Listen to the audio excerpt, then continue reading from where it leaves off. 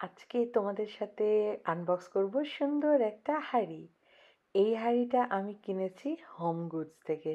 সেদিন আমি কিছুই কিনতে যাইনি, এমনি জাস্ট ঘুরতে গেছিলাম।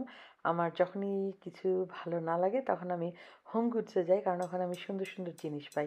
যে দেখি এই সিরামিকের হাঁড়িটা আমি পেলাম, এত সুন্দর দেখতে, এত সুন্দর সাইড দিয়ে এরকম গোল্ডেন করা, উপরে নবটা গোল্ডেন, আর পুরা সিরামিকের এটা দিয়ে মানে রান্না, মানে আমার তখনই মনে হচ্ছিল যে আমি কখন রান্না করব। সো এইটা ডিশওয়াশার সেফ, ওভেন সেফ। ওভেনে তোমরা 400 ডিগ্রি পর্যন্ত দিতে পারো, বাট অনেক বেশি জাল দিলে এটা হয়তো বা ফেটে যেতে পারে। সো মিডিয়াম বা মিডিয়াম হাইতে দিয়ে রান্না করা যাবে। এটার দাম ছিল 1699। সো চলো এটাকে এখন আমরা ভালো করে পরিষ্কার করি, ধুয়ে টুয়ে। এইটাতে আমি আজকে প্রথম রান্না করব।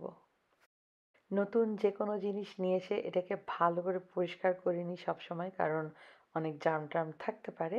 তারপরে চলো এটাতে আজকে আমি একটা সবজি রান্না করব। খুবই সিম্পল রান্না, বাট রান্নাটা দেখানোর জন্য আসলে রান্না করা না, এইটাতে রান্না কেমন হবে সেইটা দেখানোর জন্যে রান্না। সো আজকে আমার হাতের কাছে যা যা ছিল সেটা দিয়ে ভাবলাম যে একটা সবজি রান্না করি, কারণ অনেক ইলাবোরেট কিছু রান্না করতে গেলে দেখা যাবে যে এই হাঁড়িটার রিভিউর ভিডিওটাই আর করা হবে না। তোমরা জানোই তো যে আমি সবজি রান্না করলে নর্মালি আমি এরকম মশলা কষিয়ে রান্না করি না, সব কিছু দিয়ে মাখিয়ে বসিয়ে দিই, ওইটাই আমার বেশি ভালো লাগে।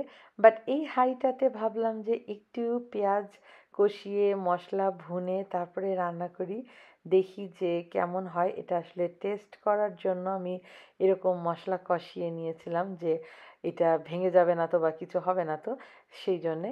আর এই যে যে ফুলকপিগুলো ইউজ করছি এইগুলো যে কোনো ইন্ডিয়ান বা নেপালি দোকানে আসলে নর্মালি বেশি পাওয়া যায়।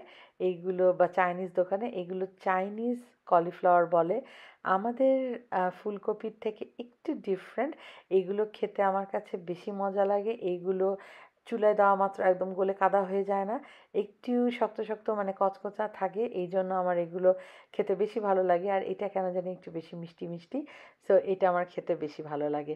আর এই যে ক্যাপসিকামগুলো দেখছো, এইগুলো অবভিয়াসলি আমার গাছের, গাছ থেকে ফ্রেশ তুলে নিয়ে এসে দিলাম। এই ছোট্ট কিউট চেরি টমেটোগুলো আমার গাছের। সো এই তো ভালো করে মশলা কষিয়ে নিয়ে তারপরে আমি একে একে সব সবজি দিয়ে এখন অল্প একটু আঁচে, একদম ধিমা আঁচে এটাকে আমি সিদ্ধ করব। এইরকম সবজি রান্না করলে আমি নর্মালি এটাতে পানি দেই না, কারণ আমার কাছে মনে হয় যে তেলের মধ্যে যে একটা ভাজা ভাজা সিদ্ধ হয় ওইটা খেতে বেশি মজা লাগে।